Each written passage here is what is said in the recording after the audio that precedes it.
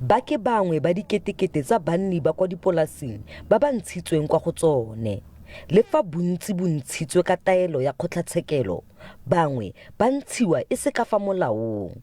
Mo Northwest go dikgetsi di feta 30 tsa banni ba dipolasi ba ba ntshitsweng tse di isitsweng go tlhatlhobiwa semolao. Re kopa gore puso e tsenye letsogo e tiise letsogo go dira gore di-farm workers le di-farm dwellers ba sireletsegile ko ba nnang teng le ko ba dirang ko teng.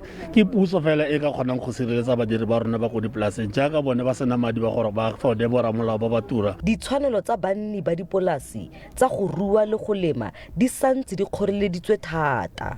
Temo yetu 18 mo se re bone omdrang gararo batho ba ntshiwa ko matlong mo. Ene so rona mo re dulang teng ko matlong.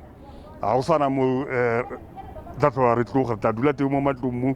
Re sena next se re se dirang. Le fa go fitlheletse go le gontsi morago ga summit ya 2010 go santse go tlhokwa go dirwa go le gontsi go netefatsa fa badiri ba dipolasi ba tsaya karolo mo dipuisanong tseno. The things that we are witnessing here require out of all of us to be united as we are today. Part of the reasons farm workers may not be present here today are the conditions under which they work in the farms, where there could be no agreements on them coming for this strategic meeting. Go santse go ise go totobale gore a dipuisano tseno di tla ungwela balemirui le banni ba dipolasi go akaretsa le batsa karolo ba bangwe.